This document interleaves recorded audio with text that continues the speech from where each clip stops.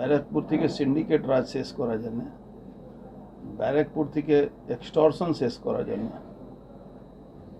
ব্যারাকপুরের মানুষকে যাতে শান্তিতে বসবাস করতে পারে এর জন্যে ব্যারাকপুরের মানুষ, ব্যারাকপুর লোকসভার মানুষ যখনই ভোট আসে শাসকের যে যারা শাসককে এখন পর্যন্ত বাঁচিয়ে রেখেছে যে পুলিশ বাহিনী, তারা যারা সাধারণ মানুষ, সাধারণ কর্মী ভারতীয় জনতা পার্টি, তাদেরকে মিথ্যা মামলা দিয়ে দিয়ে নোটিশ পাঠাচ্ছে। আজ থেকে মডেল কোড অফ কন্ডাক্ট লাগু হবে। মডেল কোড অফ কন্ডাক্ট লাগু হবে। যে যে পুলিশ অফিসাররা এর মধ্যে ইনভলভ আছেন তাদের সবার বিরুদ্ধে আমরা ইলেকশন কমিশন কাছে কমপ্লেন জানাতে শুরু করে দেব। আমরা চাই এখানে কত যদি তৃণমূল কংগ্রেস সরকার হোক, এখানকার যিনি প্রার্থী আছেন যদি অত ভালো কাজ করে থাকেন, তাহলে মানুষের উপরে ভরসা করতে শিখুন। জোর করে ক্ষমতায় থাকার আর জায়গা নেই।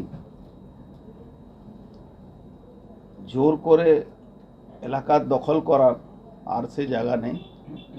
যারা যারা গুন্ডামি, যে পুলিশ অফিসাররা বদমাশি করছেন, আপনি ইতিমধ্যেই শুনেছেন একজন রাজকুমার সরকার খড়দা থানার আইসি ছিলেন, তাকে এসটিএফে ট্রান্সফার হলো। আবার এসটিএফ থেকে তাকে সঙ্গে সঙ্গে পার্থ ভৌমিকের কথায় আমডাঙ্গা থানায় নিয়ে আসা হলো। এই সব চেষ্টা চলছে পুলিশকে দিয়ে, এখানে ভোটকে প্রভাবিত করার চেষ্টা হচ্ছে, লোককে ভয় দেখানোর চেষ্টা হচ্ছে। কোড অফ কন্ডাক্ট লাগু হলেই এদের সবার বিরুদ্ধে আমরা কমপ্লেন করব। কিন্তু অর্জুনদা, আপনি যে এই যে দল বদলের সিদ্ধান্ত নিয়েছিলেন প্রথমে, তখন আপনার বিরুদ্ধে একগুচ্ছ মামলা এবং আপনার দলীয় কর্মী, নিচুতলার কর্মীদের বিরুদ্ধে একগুচ্ছ মামলা, তাদেরকে বাঁচানোর জন্য দল বদল করেছিলেন, সেই কথা আপনি জানিয়েছিলেন। তো সেই পরিস্থিতি তো আবার ঘুরে আসতে পারে, আবারও তো আপনার বিরুদ্ধে মামলা, আপনার কর্মীদের বিরুদ্ধে মামলা। দেখুন, আমি কালকেও বলেছি দিল্লিতে যে আমার বিরুদ্ধে করলে কোনো অসুবিধা নেই, সেটা আমি ফেস করে নেব। কিন্তু কর্মীদের যে পোস্টপোল ভায়োলেন্স হয়েছিল, তাদের মিথ্যা মামলা দেওয়া হয়েছিল, সেই কর্মীদের বাঁচাবার জন্য একটা স্ট্র্যাটেজি নিয়েছিলাম আমরা। সেই দূরত্বটা একটু রেখেছিলাম আমরা। আমি কর্মীদেরকে বাঁচাতে পেরেছিলাম। কিন্তু এবার আমি বলে দিচ্ছি, ইতিমধ্যে আপনারা শুনেছেন ওয়ান নেশন ওয়ান ভোট 2029 থেকে হবে, 2029-এ হবে। তাহলে যারা যে পুলিশ অফিসার বা যে গুন্ডা বাহিনী যারা ভাবছেন যে আমরা ক্ষমতায় থাকবো, তাহলে ভেবে নিন 2026 যে আসছে, 2024 ছেড়ে দিন, 2024 400 পার, 2026-এ এই one nation one nation one vote এর জন্য যা প্রক্রিয়া হবে তার উপরে একটু তাকিয়ে সে চিন্তা ভাবনা করবেন। তৃণমূল কংগ্রেস বলছে টিকিটের জন্য এই দল বদল ব্যারাকপুরের মানুষ, সাধারণ মানুষ কোনোভাবেই গ্রহণ করবে না। 10 তারিখ থেকে টিকিট ঘোষণা হয়েছে পার্থ ভৌমিকে, আজকে হয়ে গেল 16 তারিখ। 6 দিনের মধ্যে পার্থ ভৌমিক শুধু তৃণমূল কংগ্রেসের কর্মীদের ঘরে ঘরে ঘুরে বেড়াচ্ছেন। কত তিনি তৃণমূল কংগ্রেসকে গ্রহণযোগ্য আছেন তৃণমূল কংগ্রেসের কর্মীদের, কি তাদের ঘরে ঘরে যেতে হচ্ছে তাদেরকে তার মান অভিমান ভাঙার জন্য। তাহলে সময় আসতে দিন, বুঝবেন উনি কি টিকিটের জন্য আমি গেছি না কিসের জন্য গেছি। কুণাল ঘোষ বলেছেন, আমি ব্যারাকপুরের বিজেপি কর্মীদের বলবো পার্থ ভৌমিককেই ভোট দিন। কুণাল ঘোষের কথা কেন বলেন আপনারা? কুণাল ঘোষ হলেন শকুনি, মহাভারতের কুরবংশকে নাশ করার জন্য উনি শপথ নিয়েছিলেন। সেই মহাভারত মূল দায়িত্ব ছিল মহাভারত যুদ্ধ করাবার উনার। কুরবংশ শেষ হয়ে গেল। কুরবংশ শেষ হওয়ার যে প্রক্রিয়া করেছিলেন উনি, ওই শকুনি এখন তৃণমূল কংগ্রেস পরিবারটাকে শেষ করার জন্যে উনি মাঠে নেমেছেন। উনি যত বলবেন তত তৃণমূল কংগ্রেসের ভোট কমবে, আপনি নিশ্চিন্ত থাকুন। যে লোকটা 3.5 বছর নিজে জেল খেটে এসছেন, আমার মনে হচ্ছে বিরোধীরা কোনোদিন মাননীয় মুখ্যমন্ত্রীর বিরুদ্ধে যত গালাগালি করেননি, তার থেকে 1000 গুণ বেশি উনি গালাগালি করেছেন। কিন্তু উনি এখন জামা পাল্টে ওই যে সাপের যে খাল বেরিয়ে যায় না, খলস বের করে উনি আগমার্কা তৃণমূল হয়ে গেছেন। আর এখন তৃণমূলে সর্বোচ্চ উচ্চ পদে উনি বসে গেছেন, আর রোজ তৃণমূলের ভোটটাকে নষ্ট করছেন। তৃণমূল কংগ্রেসের যারা দায়িত্বতে আছেন, সাধারণ মানুষ থেকে নিয়ে এই শকুনি মামাকে সবাই চিনে। এই শকুনি মামা লোককে গালাগালি করে উনি ভাবছেন কি তৃণমূল কংগ্রেসকে বাঁচিয়ে নেবেন। তৃণমূল কংগ্রেসকে উনি বাঁচাবার জন্য না, তৃণমূল কংগ্রেসকে সর্বনাশ করার জন্য, যেরকম মহাভারতে কুরবংশ শেষ হয়েছিল, উনি এই তৃণমূল বংশটাকে শেষ করবেন। আপনি নাকি বিজেপিতে চলে যেতেন, সেই কারণে মুখ্যমন্ত্রী টিকিট নেবেন। তৃণমূল কংগ্রেসের যিনি পার্থভৌমিক আছেন, ওনার কথা আপনি কত আর উত্তর দেব? কে বিজেপিতে চলে যাবে, কে তৃণমূলে থাকবে, সময় অপেক্ষা করুন। দুয়ারে ইডি পৌঁছচ্ছে, সন্দেশখালি টু নৈহাটি একটা ট্রেন স্টার্ট হয়েছে। কত দুর্নীতির সঙ্গে সন্দেশখালির সঙ্গে উনি যুক্ত আছেন সেটা আপনি বুঝবেন, সময় আসতে দিন। ইতিমধ্যেই আপনি জানেন কি দুর্নীতি উনি করেছেন। আমি বলেছি আগে, এলাকায় একটা মন্ত্রীকে সকাল থেকে বিকাল অবধি কর্মীদেরকে ঠিক করতে সময় চলে যাচ্ছে। অফসোস হচ্ছে, দুঃখ লাগছে না। সোমনাথ শ্যাম বারবার বলছেন শেখ শাহজাহান কি ওনার নাম বলেছেন কিছু বা কিছু সে ধরনের কোনো ইঙ্গিত শেখ শাহজাহান নাম বলে তো আমি জানতে পারবো না। আমার কাছে ডকুমেন্ট আছে উনি শেখ শাহজাহানের আর এই কি নাম শিবু হাজরা, তার সঙ্গে প্রপার্টি কিভাবে উনি নৈহাটিতে কিনেছেন, কিভাবে মাছের ব্যবসা চলছে, কিভাবে হোটেল হচ্ছে, কিভাবে কনস্ট্রাকশন হয়েছে, কিভাবে অ্যাম্বাসেডর হোটেলের মালিক হয়েছেন, কিভাবে কি হয়েছে, সবটাই আছে। কেন চিন্তা করছেন? এমনি কেন্দ্রীয় এজেন্সি নজরে আছে। নিশ্চয়ই আমি কোনো কথা উইদাউট ডকুমেন্ট কথা বলি না। সোমনাথ শ্যাম বারবার বলছেন বিকি যাদব খুনের ঘটনায় পাপ্পু সিং প্রত্যক্ষভাবে জড়িত, কিন্তু পুলিশের চার্জশিট সে কথা বলছে না। সোমনাথ শ্যাম বারবার বলছেন তার কাছে প্রমাণ আছে। তাহলে কি পুলিশ ব্যর্থ? একটা বিচারাধীন বিষয় নিয়ে সোমনাথ শ্যাম যেভাবে কথা বলছেন তাতে এটা স্পষ্ট। সোমনাথ শ্যামের মতন লোকের কথা ছাড়ুন। সোমনাথ শ্যামের মতন লোক থাকলে তৃণমূল এমনি ধ্বংস হয়ে যাবে, চিন্তা করবেন না। সোমনাথ শ্যামের মতন লোকরাই তৃণমূল কংগ্রেসকে ধ্বংস করে দিয়েছে। যারা পুরনো কর্মীরা লড়াই করে তৃণমূল কংগ্রেসকে নিয়ে এসেছিল, তাদের কাছে জিজ্ঞেস করুন তারা সোমনাথের ব্যাপারে কি বলবে। উনি বলছেন দাদা আপনি ব্যারাকপুরবাসীর সঙ্গে আপনি বিশ্বাসঘাতকতা করেছেন। সেটা তো ব্যারাকপুরের প্রত্যেকটা তৃণমূল কংগ্রেস কর্মী জানে কি কে বিশ্বাসঘাতক করলো। আমি করলাম না তৃণমূল কংগ্রেসের সুপ্রিমো করলেন বা কেউ করলেন। পার্থভৌমিক বলছেন তার এলাকায় কে জমি কেনেন বেচেন সে কাজের খবর তিনি রাখেন না, অথচ কান পাতলেই শোনা যায় এখানকার সবথেকে বড় সিন্ডিকেট তিনিই চালান। এটা তো খুব ভালো কথা বলেছেন, উনি কি করেছেন না করেছেন ওটা নৈহাটি মানুষ জানেন ভালো করে। জেনসন নিকলসন কোম্পানির মাটি অবধি বেচে দিয়েছেন। লোটো মালিক সবসময় ওনার পোস্টার লাগাচ্ছে, লোটো যে চালাচ্ছে ওখানে তার পোস্টার দেখবেন, ওনার পোস্টারে স্পন্সরশিপ লোটো করছে, লোটোর মালিক করছে। ওখানে বালি মাফিয়া, যার জন্য জুবলি ব্রিজ চলে যাচ্ছে, ভেঙে যাবে যে কোনো মুহূর্তে, সে তার ফেস্টুন হোর্ডিংয়ের স্পন্সরশিপ করেছে। তো ওনার কথা ছেড়ে দিন, উনি কি করেছেন। আচ্ছা একটা বলুন তো, একটা মাস্টারমশাই ছেলে এমন কি বিজনেস করলেন কি আজকে 5খানা পেট্রোল পাম্প, 5খানা হোটেল কোথায় থেকে এলো? তো সবই সময় আসতে দিন, সবই পাবে। বললাম তো সন্দেশখালি থেকে ট্রেন চলেছে, নৈহাটি আসবে। সরকারি কাজের সাথে কিভাবে উনি যুক্ত? সরকারি কাজের সঙ্গে যুক্ত ভাবতে পারেন? মথুরা বিল 600 কোটি টাকা টেন্ডার হয়েছে, যান মথুরা বিলের আশেপাশে মানুষকে জিজ্ঞেস করুন কি হচ্ছে। মথুরা বিলের সংস্কার হচ্ছে না ওখান থেকে মাটি তুলে বিক্রি করা হচ্ছে? বলছি, মজুমদার, যখন আপনি দলে ছিলেন যেই সময় এগুলো জানতে পারার পর কি দলকে জানিয়েছিলেন যে এইগুলো হচ্ছে? দলের তো শোনার কোনো জায়গা নেই। যত নেতৃত্ব আছেন আপনি একজনকে বলুন তো যে বলতে পারে কি দলের কোনো শোনার জায়গা ছিল? এই দলের কোনো শোনার জায়গা নেই। তাহলে কি ঘুরে ফিরে সেই 75-25 ভাগই চলে আসছে?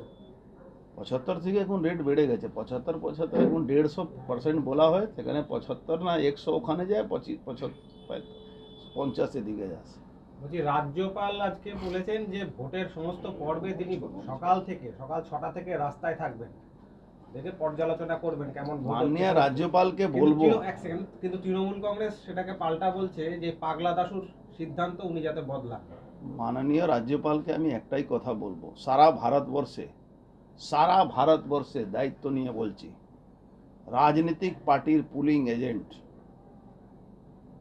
ভোট প্রিমিসেস ভিতরে বসে না, গেটের কাছে বসে, তারপরে প্যারামিলিটারি বসে। এইটা লাগু করুন। কত ধান কত চাল তৃণমূল কটা সিট পাবে মানুষ বুঝে নেবে। এইটা শুধু করান, ওনা ঘুরতে হবে না, শুধু এটাই করান। আমি রাজ্যপালের ব্যাপারে বলছি, ইলেকশন কমিশনকে বলছি, একটা কাজ শুধু করান। পশ্চিমবাংলা মানুষ বুঝিয়ে দেবে কি তৃণমূল কংগ্রেসকে ভোট দেবে না বিজেপিকে ভোট দেবে। জগদ্দল বিধানসভা অঞ্চলে 64 বছরের এক বৃদ্ধা জায়গা না বেচায় তার জমির সামনে ঘুরে বেড়ানো জগদ্দলের বিধায়ক সোমনাথ শ্যাম পার্থ ভৌমিককে জানানো সত্ত্বেও তারা কোনো ব্যবস্থা গ্রহণ করেন। চেষ্টা করান না, জমি কেড়ে নেওয়ার ধান্দা আছে। আপনি কান পাতলে প্রত্যেক 3টে বাড়ি যারা পুরনো বৌদ্ধিষ্ট সামনগরে বসবাস করেন তাদেরকে জিজ্ঞেস করুন, তার কাছে এমএলএ ফোন যায় যে আপনার বাড়িটা বেচে দিন আমাকে। এটা কোনো নতুন ব্যাপার নেই।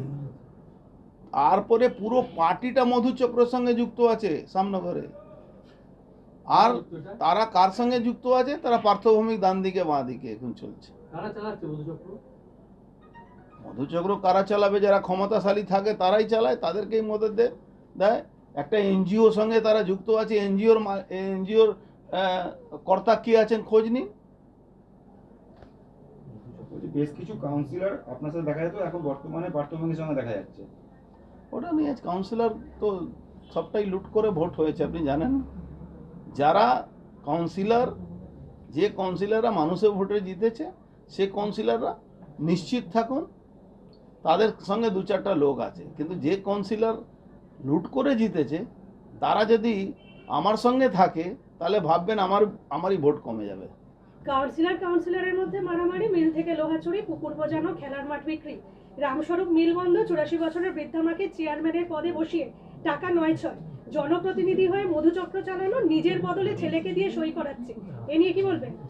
এই পার্টিটা তো ধৃতরাষ্ট্রের পার্টি হয়ে গেছে না। এখানে আপনি যা করুন, যেভাবে লুট করুন, তাতে কিছু যায় আসে না। লুট করে পয়সাটা আপনাকে পৌঁছে দিতে হবে। এখানে সাধারণ কর্মী, যারা ভালো কর্মী, তাদের কোনো জায়গা নেই। রাষ্ট্রপতি শাসন কি হবে 2026-এ? সেটা বুঝে নিন। 26-এ যখন ইলেকশন পিরিয়ড শেষ হয়ে যাবে, 1 নেশন 1 ভোট হয়, তাহলে কি রাষ্ট্রপতি শাসনিক করেই তো রাখতে হবে। 6-7টা 8টা যে স্টেট আছে যার ডিউ থাকবে, সেটা তো ওই রাস্তায় যাবে। আপনি যখন তৃণমূলে ছিলেন বেশ কিছু নেতৃত্বের সঙ্গে আপনি বৈঠক করেছিলেন, তারা আপনার সঙ্গে চলে এসেছিল, আপনাকে যখন লাগাতার অপমান করা হচ্ছিল তারা আপনাকে সমর্থন জানিয়েছিল। সে কাজটা করার আলোড়নী সরকার থেকে শুরু করে শুভ্রাংশু রায় সকলে, এরা কি আপনার পাশে থাকবেন? এদের সাথে কোনো কথা হলো? ইলেকশনে অনেক রকম স্ট্র্যাটেজি হয়, ওই স্ট্র্যাটেজির মধ্যে না ঢুকলে আপনার ভালো হবে, আমারও ভালো হবে। ইলেকশনের স্ট্র্যাটেজি আমাকে লড়তে দিন, ভোটের দিন আপনি বুঝবেন আমি কিভাবে লড়েছি। আপনার ভাইপোকে পার্থ ভৌমিক মুখ্য নির্বাচনী এজেন্ট করেছেন। তার মানে কত অবস্থা খারাপ আছে পার্থভূমিকে, বুঝুন কি অবস্থায় আছে। লোক পাওয়া যাচ্ছে না। সো কল্ড কে আমার ভাইপো আছে? আমার তো 2836টা ভাইপো আছে। যত তার পাশে টাইটেল সিং থাকবে সে সবাই আমার ভাইপো হয়ে যায়। তো কোন এক ভাইপোকে ইলেকশন এজেন্ট বলে প্রচার করছে, অর্জুন সিং এর ভাইপো, অর্জুন সিং এর ভাইপো, অর্জুন সিং এর ভাইপো। অর্জুন সিং এর নাম না নিয়ে তো ইলেকশনও লড়তে পারছে না, ভাবুন এটা কি অবস্থায় আছে। এবং তিনি বলছেন উনি নাকি জোর করে বিজেপিতে এসেছিলেন, আপনি নাকি জোর করে নিয়ে এসেছিলেন, কিন্তু তিনি তো স্বেচ্ছায় পুরপ্রধান পর্যন্ত হয়েছিলেন। একটা জিনিস আছে, ওই যে আমাকে বলছে কি আমার ভাইপো আছে, এর আগে বিজেপির যে জগদ্দল এমএলএ ক্যান্ডিডেট ছিল, কি নাম ছিল ওর ভুলে গেছে, অরিন্দম, তার ইলেকশন এজেন্ট ছিল। তো বিজেপির ইলেকশন ক্যান্ডিডেটের ইলেকশন এজেন্ট হয়েতে সে কোন পার্টি করতো আমি জানি না। তো বুঝুন আপনি কি অবস্থা আছে। হ্যাঁ, এটা জিনিস আছে, যার ইলেকশন এজেন্ট হয়ে যাবে সে জিততে পারবে না। আপনার ভাইপো আবার বলছি আমার 2836টা ভাইপো আছে। সিং হয়ে গেলে কি সব আমার ভাইপো হয়ে যায়? আমার কোনো ভাইপো নেই। দিদিমণি নিজের ভাইকে ত্যায্য করে দিচ্ছেন, আমার ভাইপো না থাকলেও আমাকে ভাইপো জোর করে বানিয়ে দিচ্ছেন। আরে ইলেকশনে জেতার জন্য অর্জুন সিং এর নাম নিতে হচ্ছে বারবার, অর্জুন সিং এর ভাইপো, অর্জুন সিং এর ভাইপো। এর থেকে দুর্ভাগ্য আর কি হতে পারে পার্থ ভৌমিকের? মুখ্যমন্ত্রী বিশ্বমণি অসুস্থ, তো ভাইপো নয়। মুখ্যমন্ত্রী অসুস্থ। না, উনি বলতে চাইছেন যে ওনার পরিবারেও ওনার সমর্থন নেই, এই জন্য দেখা এতে যায়। খুব আনন্দের ব্যাপার আছে। তারা অর্জুন সিং এর ভাইপো কেন বলছে? ওনার অর্জুন সিং এর ভাইপো বলার দরকার নেই। আপনার মনে নেই এর আগেও ইলেকশনে 2019 ইলেকশনে আমার এক ভাইপোকে বলেছেন অর্জুন সিং এর ভাইপো, অর্জুন সিং এর ভাইপো, মনে আছে না? তাই আবার অর্জুন সিং এর ভাইপো, অর্জুন সিং এর ভাইপো চলছে। আবার অর্জুন সিং এর ভাইপোই ওকে হারাবে, যেরকম 2019-এ দীনেশ ত্রিবেদীকে হারিয়েছিল। কেন ঘাবড়াচ্ছেন? ওয়েট করুন, মুখ্যমন্ত্রী অসুস্থ, না করবো, উনি তাড়াতাড়ি সুস্থ হয়ে আসুন। ঠিক আছে। একটা প্রশ্ন আছে। ব্যারাকপুর স্টেশনে পোস্টার করেছে আপনার নামে, পুরনো তৃণমূলীরা বলছে, এমনকি বিজেপি নেতারাও বলছে এই কাজ পার্থ ভৌমিকের লোকেদের। বিজেপি কোনো পোস্টার ফেলেনি। কাপা চাকলায় তো পার্থ ভৌমিকের দুর্নীতির বিরুদ্ধে পোস্টার করেছিল, কি বলছেন? আপনি এটা জানেন? পার্থ ভৌমিক 1500 পোস্টার ছাপিয়েছে বিজেপি নামে। আপনি দেখবেন একাধ দিনের মধ্যে বিজেপির রাজ্য নেত্রীর নামে ওই পোস্টার ছাপিয়ে লাগিয়ে দেবে। এটা পার্থ ভৌমিক ছাপিয়েছে, যে কোম্পানিতে ছাপিয়েছে সে কোম্পানির লোক আমাকে ফোন করে বলছে দাদা এরকম আবার পোস্টার পার্থ ভৌমিক কি ছাপিয়ে। লেখা আছে তাতে? ও হয়তো কিছু লেখা আছে অর্জুন সিং বিরুদ্ধে কোনো বিজেপি কোনো কর্মী নাম করে, ওই ফাল্গুনী পাত্র নাম করে। এটা পার্থ ভৌমিক ছাপিয়েছে, কোম্পানির লোক আমাকে বলেছে। এই পর্যায়ে লড়াই কেন করতে হচ্ছে? তাহলে মানে বুঝুন না কোন অবস্থায় আছে। ফাল্গুনী পাত্রের পাশেই দাঁড়িয়েছেন সেচ মন্ত্রী। দাঁড়ানো উচিত। নামও করছেন। উনি ফাল্গুনী পাত্রর সঙ্গে দাঁড়াননি, উনি ফাল্গুনী পাত্রর সঙ্গে দাঁড়াননি, উনি ফাল্গুনী পাত্রকে বদনাম করার চেষ্টা করছেন। ঠিক আছে, ঠিক আছে। বলছি আপনাকে আনওয়ান্টেড যারা করেছিল তাদের বিরুদ্ধে এবার কিভাবে আপনি তার জবাব দেবেন? আসতে দিন সময়, তাড়াতাড়ি এখন ঘোষণা হতে দিন, ক্যান্ডিডেট ঘোষণা হতে দিন, লড়াই মাঠে নামতে দিন, বড় মা আশীর্বাদ নিতে দিন। ওকে আমি চ্যালেঞ্জ করছি আপনাদের মাধ্যমে মানুষের কাছে, ওকে নৈহাটিতে আবার হারাবো, অন্য জায়গা ছেড়ে দিন। এখানে নৈহাটিতে আবার মানে নৈহাটি বিধানসভা এলাকাটা তো। হ্যাঁ, নৈহাটি বিধানসভা 7টা বিধানসভা আছে তো, আগেবারও নৈহাটিতে হারিয়েছিল, আর এবারও যদি পার্টি টিকিট দেয় ওখানে ওকে হারাবো। ওর কত মানুষের সঙ্গে ওর সম্পর্ক আছে, কত মানুষকেও ভালো করেছে, সে সময় আসলে বুঝতে পারবে। এটা কি চ্যালেঞ্জ দাদা? আরে খুলেআম বললাম ভাই, তুমি গিয়ে বলতে পারো, কোনো অসুবিধা নেই।